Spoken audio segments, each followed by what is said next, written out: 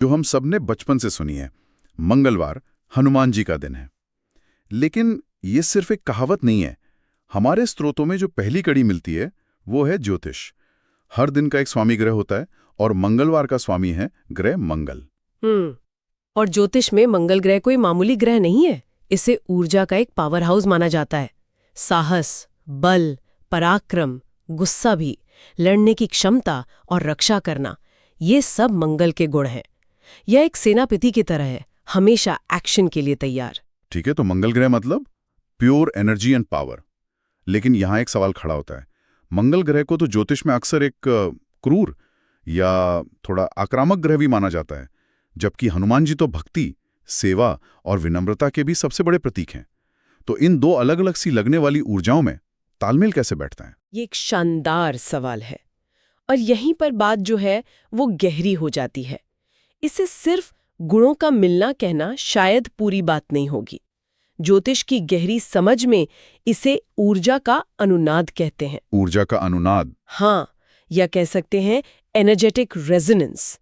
सोचिए, जब आप सही दिन पर सही देवता की पूजा करते हैं तो आप ब्रह्मांड की एक खास फ्रीक्वेंसी से जुड़ रहे होते हैं, जो आपकी प्रार्थना को कई गुना बढ़ा देती है। हनुमान जी की ऊर्जा वो मंगल ग्रह की आक्रामकता को नियंत्रित करके उसे एक सकारात्मक दिशा देती है। वो मंगल की कच्ची शक्ति को भक्ति और सेवा के अनुशासन में ढाल देते हैं। तो मंगलवार को उनकी पूजा करना मतलब उस अनियंत्रित ऊर्जा को साधना है, उसे सही दिशा देना सीखना है। अरे वाह, एनर्जेटिक रेजोनेंस, ये तो सोचने का एक बिल्कुल नया तरीका है। मतलब ये सिर्फ एक परंपरा नहीं, बल्कि एक तरह का आध्यात्मिक विज्ञान है कि आप सही फ्रीक्वेंसी पर ट्यून इन कर रहे हैं। खैर, ये तो समझ आया कि ज्योतिष का कनेक्शन कितना गहरा है। लेकिन लोग सिर्फ ज्योतिष के लिए पूजा नहीं करते, वो अपनी असल जिंदगी की मुश्किलों पर हल ढूंढने आते हैं। स्रोतों में इस बारे में क्या बातें सामने आई? बिल्कुल, और यहीं पर हनुमान जी का वो स्वरूप सामने आता है जो शायद सबसे ज्यादा लोकप्रिय है। संकट मोचन? हाँ, संकटों को हरने वाले। हमारे स्रोत बताते हैं कि मंगलवार की पूजा को जीवन की बहुत ही व्यवहारिक समस्याओं से जोड़ा गया है। जैसे कि किस तरह की समस्याएं? देखिए, सबसे पहले तो मंगल दोष, यानी कुंडली में मंगल ग्रह की वो स्थिति जिसे विवाह और रिश्तों के लिए मुश्किल माना जाता है। मान्यता है कि मंगलवार को हनुमान जी की पूजा करने से इस दोष का असर कम होता है। इसके अलावा अगर कोई कर्ज के बोझ तले दबा है या कोई कोर्ट कचहरी का लंबा मामला चल रहा है, तो इन समस्याओं से निकलने के लिए भी लोग इस दिन खास प्रार्थना करते हैं। और शायद हर तरह के डर से मुक्ति के लिए भी, चाहे वो दुश्मनों का डर हो, किसी अनहोनी का डर या नकारात्मक शक्तियां। हाँ, और ये बहुत महत्वपूर्ण पॉइंट है। डर हमारी ऊर्जा को सबसे ज्यादा खत्म करता है।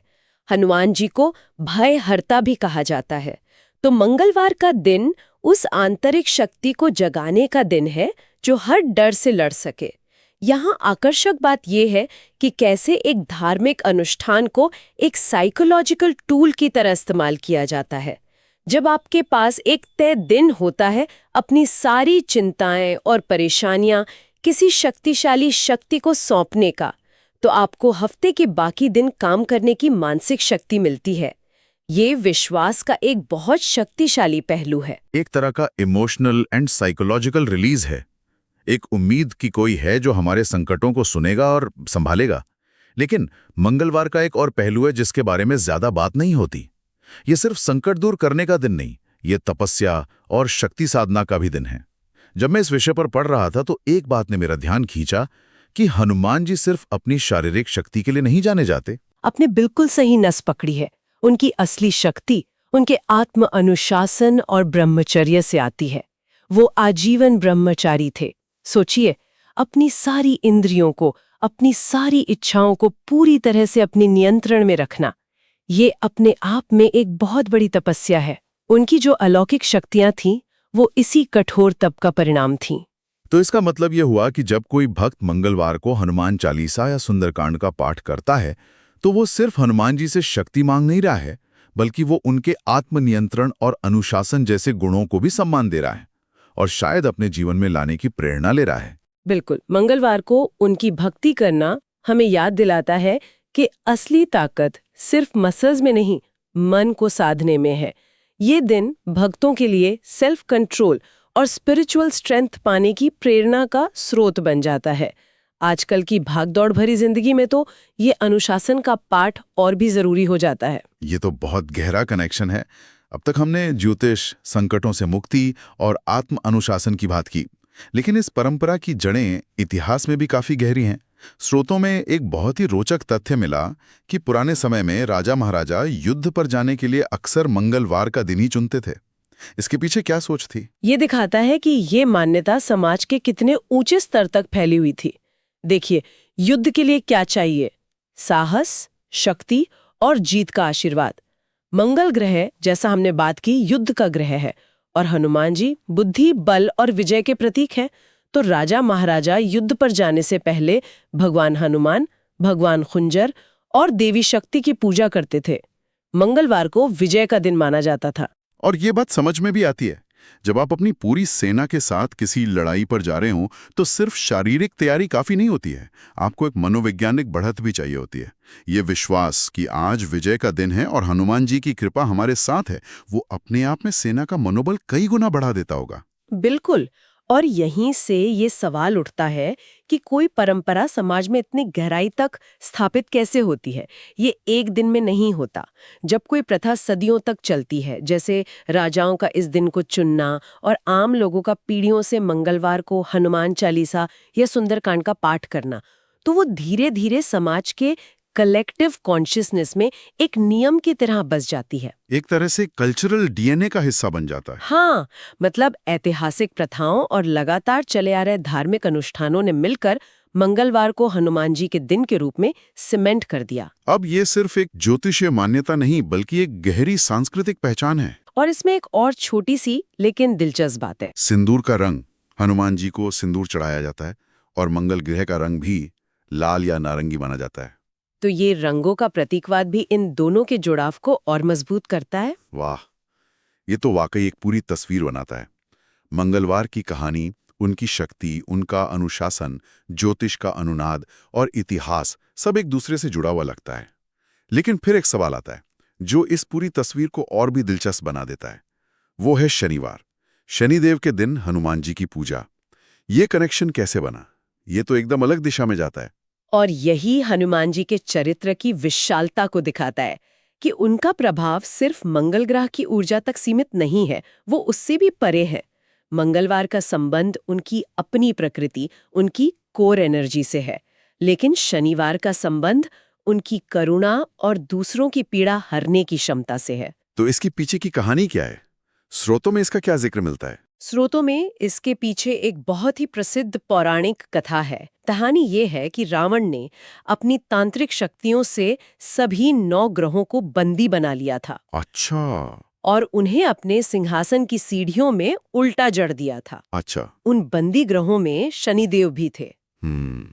तो जब हनुमान जी माता सीता की खोज में लंका पहुंचे तो उन्होंने इन ग्रहों को रावण के बंधन से मुक्त कराया। ओहो, तो ये कहानी है इसके पीछे। मैं हमेशा सोचता था कि शनिवार और हनुमान जी का क्या लेना देना है। ये तो पूरा समीकरण ही बदल देता है। हाँ, और कहानी का सबसे महत्वपूर्ण हिस्सा अब आता है। जब हनुमान जी ने शनिदेव को मुक्त कराया तो शनिदेव ने कृतज्ञता में उन्हें एक वचन दिया। उन्होंने कहा कि जो कोई भी भक्त आपकी यानी हनुमान जी की पूजा करेगा, उस पर मेरी वक्र दृष्टि या मेरा प्रकोप कभी नहीं पड़ेगा। अच्छा, तो ये वचन है जो सबको जोड़ता है। बिल्कुल, इसीलिए ये माना जाता है कि शनिदेव को शांत करने और उनके प्रकोप से बचने का अधिकार केवल हनुमान जी के पास है। इसका मतलब ये हुआ कि जिन लोगों को ज्योतिष के अनुसार शनि की 7.5, मतलब वो 7.5 साल का मुश्किल दौर या ढैया जैसी कठिन अवधियों से परेशानी होती हैं, वे समाधान के लिए शनिवार को हनुमान जी की शरण में जाते हैं। बिल्कुल सही। यही कारण है कि शनिवार को हनुमान मंदिरों में इतनी भीड़ होती है। लोग मानते हैं कि शनिदेव न्याय के देवता है, वो आपके कर्मों का फल देते हैं। लेकिन हनुमान जी की भक्ति उस कठोर न्याय में करुणा का तत्व जोड़ देती है। वो एक तरह से आपके वकील बन जाते हैं, जो शनिदेव के सामने आपकी पैरवी करते हैं। इसलिए शनिवार का दिन हनुमान जी की उस शक्ति को समर्पित है, जो ग्रहों के कष्ट से भी रक्षा कर सकती है। ये दिखाता है कि वे सिर्फ संकट मोचन ही नहीं, बल्कि ग्रह पीड़ा निवारक भी हैं। ये तो अद्भुत है। तो अगर हम आज की पूरी चर्चा को समेटें, तो मंगलवार का संबंध हनुमान जी के अपने मूल स्वरूप, उनके गुणों और मंगल ग्रह की ऊर्जा से है। ये साहस, शक्ति और संकटों से लड़ने की क्षमता का दिन है।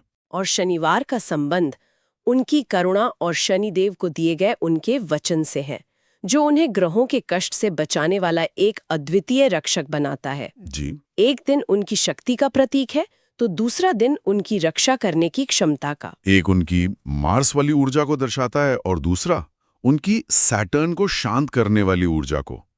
क्या शानदार संतुलन है। अंत में एक विचार है जिस पर हमारे श्रोता सोच सकते हैं। यह जानना कितना अद्भुत है कि हमारी आस्थाएं और परंपराएं कितने अलग अलग धागों से बुनी होती हैं। एक तरफ ज्योतिष और ग्रहों की ऊर्जा का विज्ञान है, दूसरी तरफ हमारे व्यक्तिगत डर और संकटों से मुक्ति की कामना है। साथ ही युद्ध में जीत की ऐतिहासिक आकांक्षा है और पौराणिक कथाओं का गहरा भावनात्मक प्रभाव भी है। जी। यह सोचने पर मजबूर करता है कि हमारे रोजमर्रा के जीवन के छोटे छोटे विश्वासों के पीछे कितनी गहरी, जटिल और मनोवैज्ञानिक रूप से महत्वपूर्ण कहानियां छिपी हो सकती हैं।